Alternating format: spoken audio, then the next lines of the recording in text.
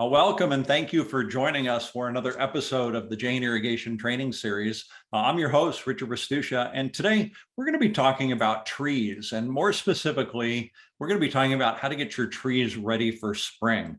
Now, I'm sitting in Southern California, and as anyone who's picked up a paper or looked at the internet lately, it feels like spring is a long ways off. We're trapped here in some really cold, snowy weather.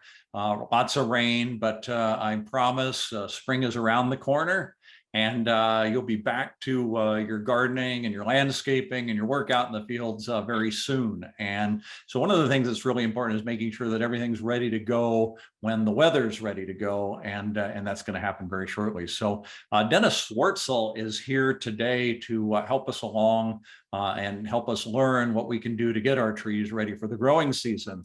And anybody who saw Dennis's webinar about trees and drought in the fall knows what a good job he does with imparting knowledge on all of us as we learn from him in these webinars. Now, Dennis is a graduate of the University of Georgia with a bachelor's degree in agriculture. And he's had an emphasis on floriculture. He's been working in the green industry and with trees particularly for 30 years. I've been in this business for over 20 myself, and I thought I knew most everybody, but Andy Bellingary introduced me to Dennis last summer, and I couldn't believe that I hadn't run into him before because he is such a wealth of knowledge on trees.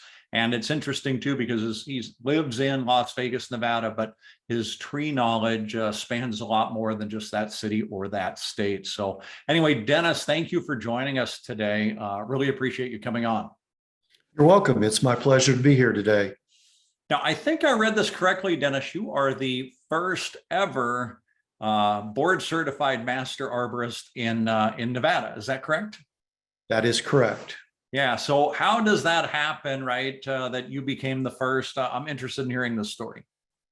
Well, I was a certified arborist here for many, many years, and the International Society of Arboriculture decided to create several other credentials that would be available for specialties, municipal arborists, utility arborists, but at the pinnacle was the board certified master arborist. And that was a goal that I aspired to attain. And so it's a challenge. It's a very, very difficult examination process. And there's quite a bit of background material that needs to be achieved first, like experience and education, before they even let you sit for the exam. But I was successful in passing the exam, and today we have about 5 or 6 certified master arborists here in Southern Nevada, but it's a small crowd. Yeah, so it's pretty fantastic, and I'm just going to make a plug for ag education right now, having come through that myself. And that is one thing that I appreciate about it is they always want the experience too. They're not going to just let you learn from a book. You're going to have to show some experience in the field, and not just experience, but some success. So that's great. Always for the best. Yeah. So, well, listen, we are running into spring season here. Spring training for baseball's already started. Opening days about a month away. And this also means, nice weather for a lot of people. And, and most importantly for this conversation today is our trees are going to be leafing out and doing some growth. So when it comes to this, Dennis, what can we be doing for our trees nutritionally now, or what should we be doing now? Should we be doing any fertilization? Should we be waiting? What's that situation look like? Well, there's a couple of things to look at here. First of all, if you have not completed your annual pruning, now is the time to get started on that. We need to ensure that all our pruning has been accomplished, predominantly to get dead wood out of the trees, to ensure that all the crossing rubbing branches have been removed, and then we can move on confidently into the spring. The next thing to know is what is our nutrient level for the soils where the trees are located. And the best way to do this is through lab analysis. You can do it visually if you have the experience, but I tell you, it can be pretty challenging just to figure out what your nutrient needs are. And here in the desert, of course, our soils are pretty much devoid of all nutrients. So it's even more critical for us. We recommend that you use a qualified ag lab to do those analyses. And if you're not familiar with the testing methods, what we recommend is that you get multiple samples from a given area, say like underneath a grove of trees or a singular tree. You combine those, mix them well, and then submit a sample to the lab for analysis. And so here you can see my partner's taking some samples from a soil area, and then the lab is the sample, and they're getting those prepped for analysis. So the next slide shows our submittal form. And well, before we get there, this is one of the necessary tools for getting those samples. We recommend 8 to 10 subsamples, and then the soil should be 6 to 8 inches in depth for each of those samples. So this is a common tool. If you don't own one of these, you should have one. It's very useful for getting the soil samples for submittal, but it's also useful for testing soil moisture levels.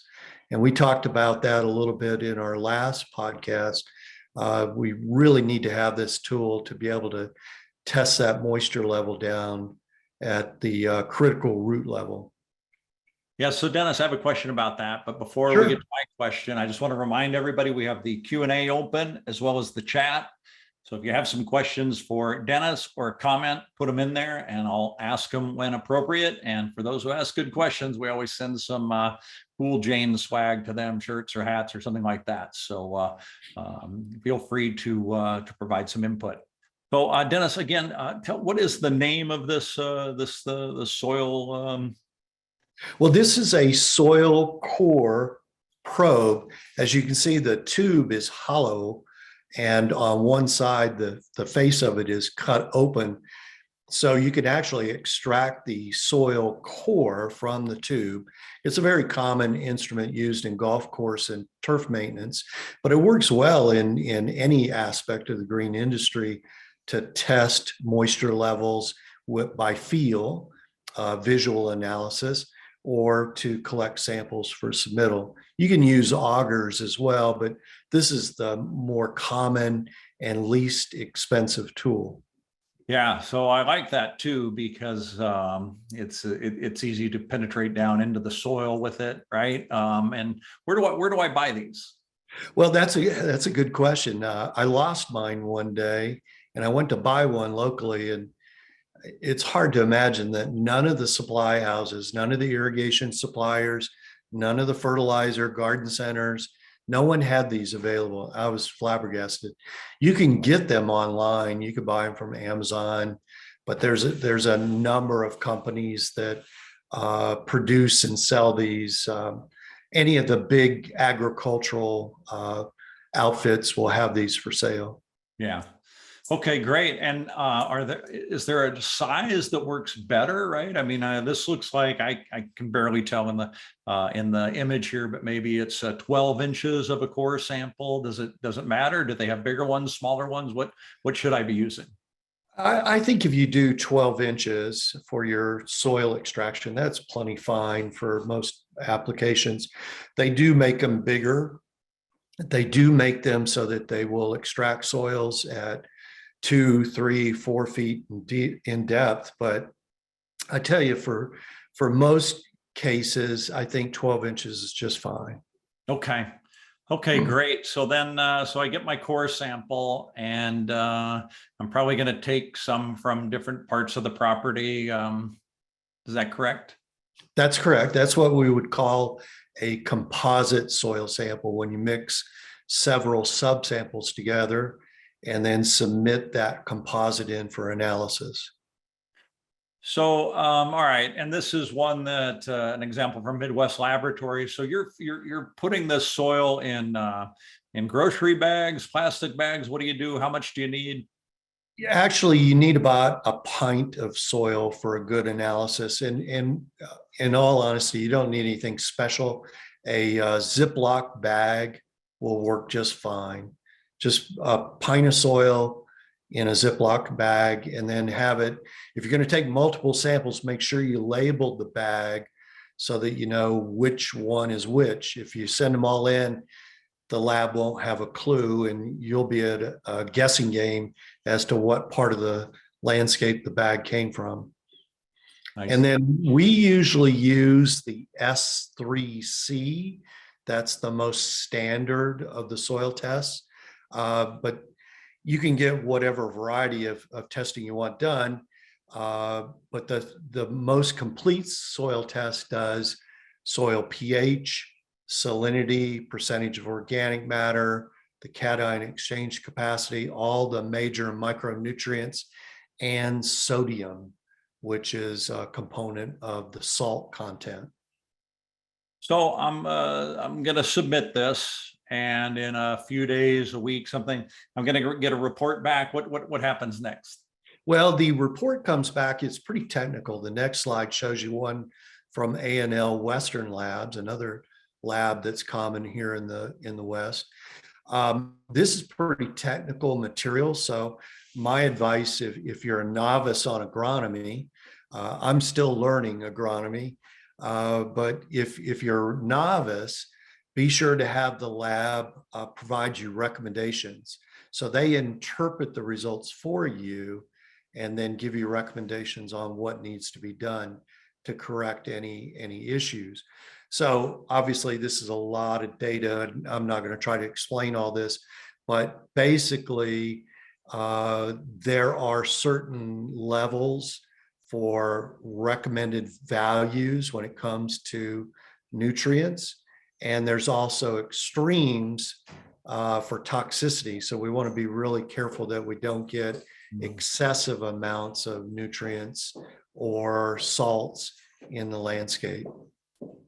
Okay. All right, great. So I submit my soil for testing. I'm going to get it back. And the ones I've gotten back have always told me how much nitrogen I should put down, or, it makes other recommendations. So for my trees, should I be putting fertilizer down now? Should I be waiting? When would be the opportune time? Well, once you get the results back, you can make a determination how to best proceed. So if the salt levels are high, the first thing that we want to do is to leach those excess salts out before we apply any more fertilizer. Fertilizers are actually salts as well, so we want to be careful about that salinity level. So we'll talk about it in just a moment, but we'll leach the soils of excess salts with water. And then once we've accomplished that, or if you follow a good rainfall like we had today, that's the perfect time to put your fertilizer down. And then timing for trees is not all that critical, but we want to make sure that we get the nutrients into the soil and readily available for the tree roots prior to leaf emergence, if at all possible. The later you wait, the less amount the nutrients will have on the outcome of the spring season. So if all the trees are budded up, they're ready to go, they need those nutrients at this time. So anytime before bud break, say like right now, up through about the end of April would be the optimal time for most trees. Yeah, And then most urban trees do not require a lot of fertilizer. They need a little bit of nitrogen and very modest amounts of phosphorus and potassium. So the majority of our landscape trees, we recommend a 3-1-1 ratio of nutrition. So that would, for an example, be a 15-5-5 fertilizer analysis. So anything in that neighborhood of 3-1-1 ratios, perfect for tree growth. Yeah. Okay. That's really helpful and pretty timely for this webinar to say now's the time. So that's great. Now, so along with this, right, I think we want to talk a little bit about pruning. Should I be pruning my trees now? Should that have happened? Should I be waiting? What's that situation look like Well, the for you? pruning should have been accomplished already. So if you're this late in the season, there's a little bit of a danger of doing extensive pruning. One, you're taking a lot of bud growth out. Two, the bark slips very easily at this time of the year. So you need to be super cautious about your procedure for pruning so that you're not tearing the tree up with that easily slipped bark. Predominantly, what we want to do right now is just take dead wood out, anything that's broken, diseased, damaged. That's our objective for this time of the year. Yeah. Okay. Okay. Well, we've got a question coming in from one of our viewers now, Dennis, and it has to do with fertilizing leguminous trees. I don't know if I Okay. pronounced that correctly, but You did. yeah. Okay.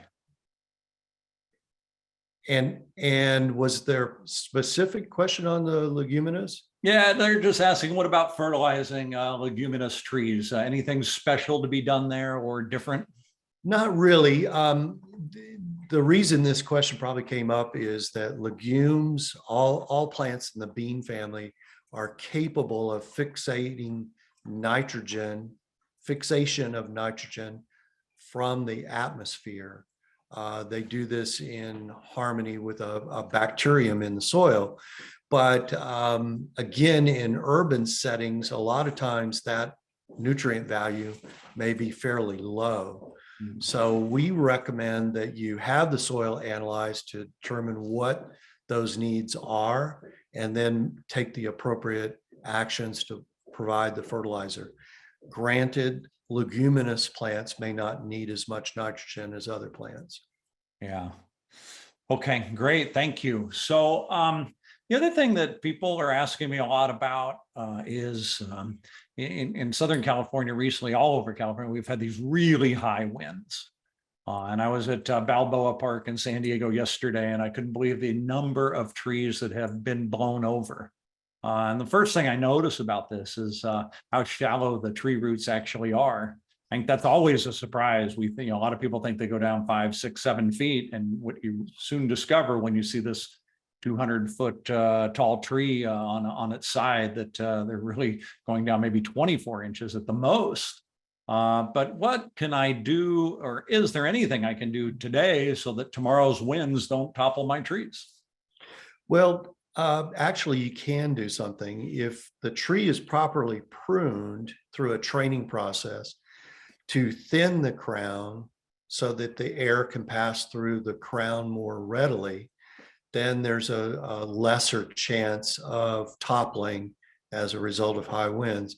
Now, mind you, you can do all the pruning you want. If you have near hurricane force winds, there's not much protection from pre-pruning a tree. If they're going to topple, nature knows best on that. Yeah. Okay. But there is, I mean, if you have a concern, right? I know people have really large trees close to their homes, and they start on the windy days, they start thinking, hey, if it could hit my home.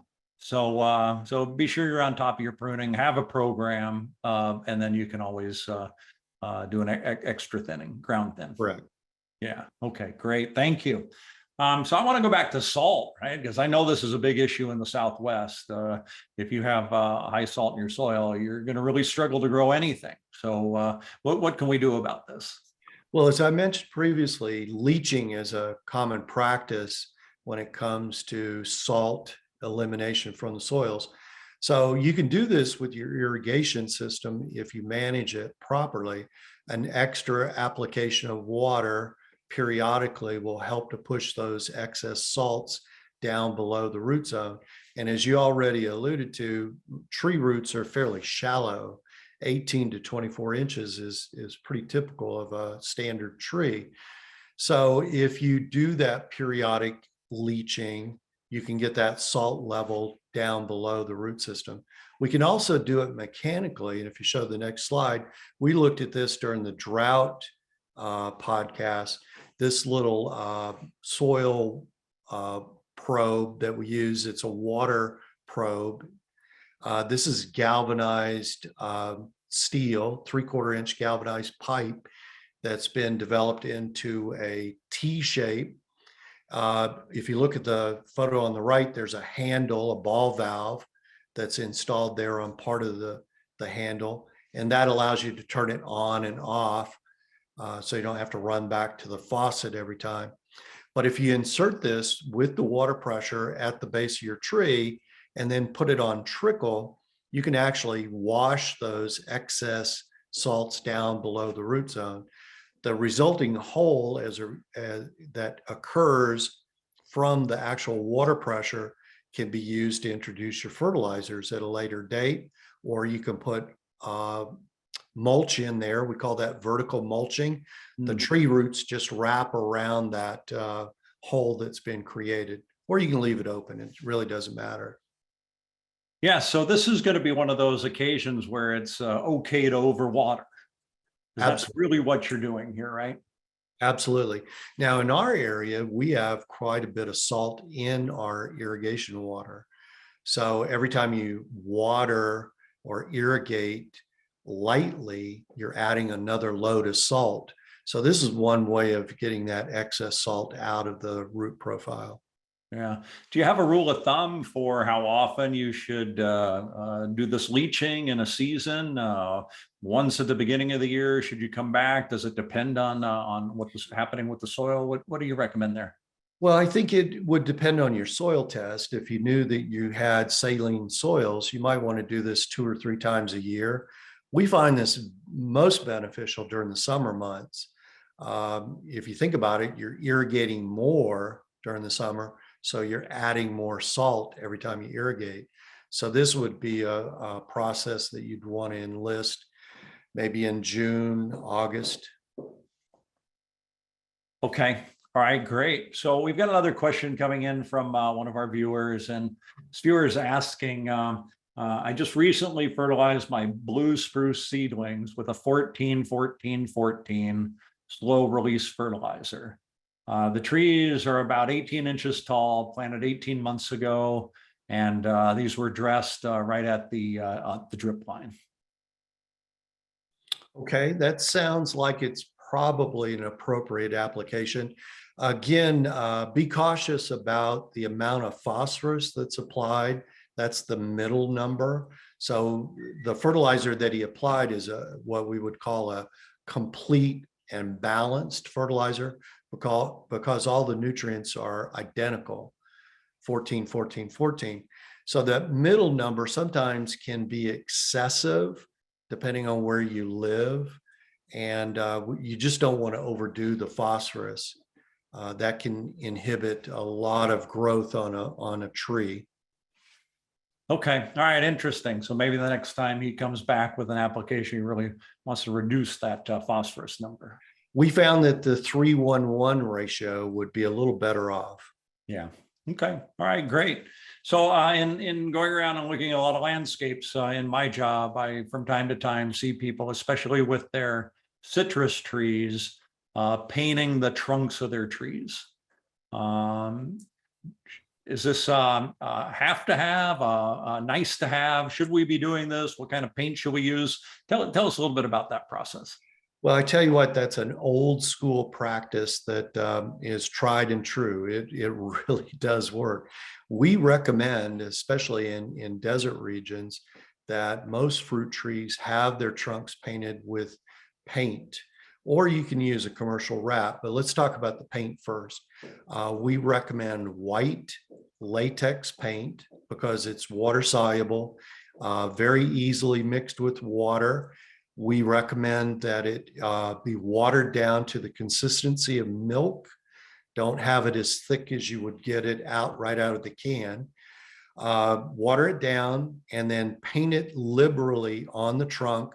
Usually about the middle of March is the best time to make your first application, and go up as high as the first level of scaffold branches.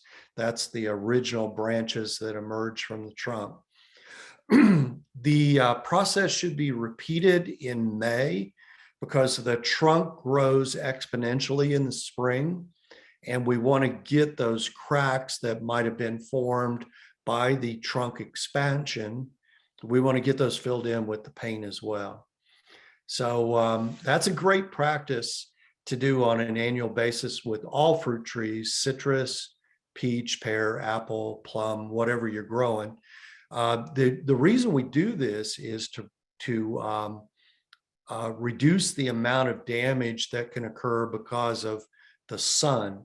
And in our area where we have an intense sunlight situation, the trunk can be damaged by the sun, and that's where you might have an introduction of borers into those sunburned areas. And flat-headed borers are a primary problem for most fruit trees in any region for that matter. And then conversely to the paint, you can use commercial tree wraps. There's a bunch out there on the market. They're usually 3 to 4 inches in width, come in rolls, and you just wrap it on the trunk and leave it on there just during the summer months. Yeah. Okay, so this is for my fruit trees. What about like my liquid amber or cypress trees or something like that? Do I need to paint those as well? Usually not. Most of the ornamental trees are fine with the amount of sunlight that they receive. I think the only exception would be really thin barked ornamental trees. The first example I can think of is holly oak, Quercus ilex. The young trees have very, very thin bark that's super damaged by sun in youth. And then as they get bigger, like in this photo here on the left, you can see that tree's got very craggy bark on it. Once they get thick like that, usually there's no danger. So I think it's really dependent on the thickness of the bark. Okay. Well, when you first said this is old school, I thought you were going to say it was not a good thing, but it is a good thing. You settled a bet. I lost a bet with my wife today, but thank you. At least we got to the bottom of it. Well, you know, old school, when I say that, it means it's been tried. Whether it's true or not, that's a different story. Yeah, this one would be tried and true. Yeah. So, okay, great. So then let's talk a little bit, we talked about leaching salts before, but let's talk a little bit about irrigation for these trees, especially in the springtime. It's got to be an important time to get the soil profile wet. Tell us a little bit about this. I wish every tree was on its own separate zone and worked that way, but the reality is there's very few trees that are on separate zones. So how do I manage my water? Well, that's a good statement that you made about the irrigation zones. I think most residential landscapes are just all lumped together. Your trees, shrubs, ground covers are all on the same valves. So the only way to really differentiate how much water is being applied to a specific area is by changing the output for your irrigation emitters, or if you're using bubblers or whatever. So you can adjust the number of emitters, or you can adjust the output for the emitters. And as trees mature, they continue to grow. We have this saying that if trees stop growing, they're starting to die. So we want them to keep growing to stay alive. And as they grow, they put on additional mass. And with that additional mass comes an additional requirement for irrigation. So as trees get bigger, it's only logical that you would want to add additional emitters or increase the output for those emitters on an annual basis if need be. So you can use your soil probe to test for soil moisture, determine where your drip line is, and then expand your irrigation system to accommodate that increase in growth for each year. Yeah, really a good point, right? Because especially if you're using like tree rings around emitter line or point source emitters with rings, you always want to be adding to that and adding them further and further out. Is that correct? That is correct. And we find that when trees go into decline and start to die, it's usually a result of the fact that they have not kept pace with the increase in growth for the tree, and the irrigation system is the same as it was at the time that the tree was planted. So does irrigation and insect protection go hand in hand? It can, trees that are stressed can signal to insects that they are stressed and they might be attacked more readily. So I think that that's important to make sure that we have sufficient irrigation to support the tree. Conversely, if a tree is over fertilized, it is pretty common knowledge, especially amongst entomologists, that trees that are heavily fertilized with nitrogen tend to have more lush foliage, which is way more attractive to insects. So usually when you find a tree that is overly healthy, it's going to have more problems with sucking insects, chewing insects. So be real cautious about the volume of fertilizers supplied. Lush trees are usually very attractive to insects. Yeah. So if I have an insect issue with my trees, what can I do about that?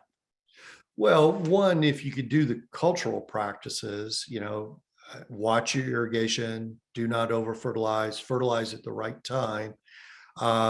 Then you can also look at a variety of integrated pest management methods, things like predator insects, lady beetles, praying mantises. You can use dormant oils. There's biological controls. There's so many different options out there other than the straight out pesticides, the insecticide that most people reach for. Uh, my recommendation is know what your pest is first, so you know what you're fighting, and then get the best approach for control. Yeah. Okay. That's great advice. Thank you. So personally, I have a challenge with ants sometimes, especially on my olives and my citrus trees. What can I do about ants moving up and down the trunks and getting into my leaf areas? Well, I have found that ants usually equate to a insect problem of another nature. You may have aphids, which produce what we call honeydew. That's the waste excrement from the aphids. That's very sticky and sweet, and it attracts the ants. They actually move the aphids around in the crown of the tree to take benefit from that waste excrement. So if you control the other insects, you probably won't have ants. But I've found that the best control for just rogue ants that are problematic in the landscape is just to use a bait, an ant bait. Mhm. They take that back to the queen. They feed the colony the bait and kills them off. Super effective, and it doesn't harm any of the beneficial insects. Right, right. Great point. So use the baits for the ants, and yeah, you're right. Aphids and other problems in my plants. Yeah, I definitely see that. But if you control the aphids, you probably won't have many ant problems. Yeah. So, well, Dennis, any other advice here at the end of the webinar that you want to suggest people take, or any extra steps that you can think of right now? Well, my best advice is to be observant. A lot of people, call and say, well, my tree just died or it started looking bad last week. Well, trees don't just die. Very rarely does that happen. There's an ongoing problem that you missed. And if you're observant and really pay attention to your landscape, you can probably catch some of these issues and nip it in the bud, so to speak, no pun, and get the problem resolved before you have serious issues. So just pay attention. We call it scouting, when you go out and scout the landscape, look for issues with insects, disease, irrigation problems, plugged emitters, notice the wetting pattern on your irrigation system, look for damage on the bark, on the trunk. Just pay attention to what's going on. Yeah. And then one last question from a viewer. They want to know, do old trees really get stronger as they get older? In many cases, yes. As trees get bigger, they can build defenses. But again, it's all about keeping the resources up for the size tree that it has become. So if the irrigation's adequate, if the nutrition's adequate, then the tree's going to continue to grow. If those needs aren't met, then the tree may actually start to decline. And this is in our area, it's a common problem. As trees get older, they start to decline as a result of insufficient resources. So just making sure that you keep up with the issues is the main thing.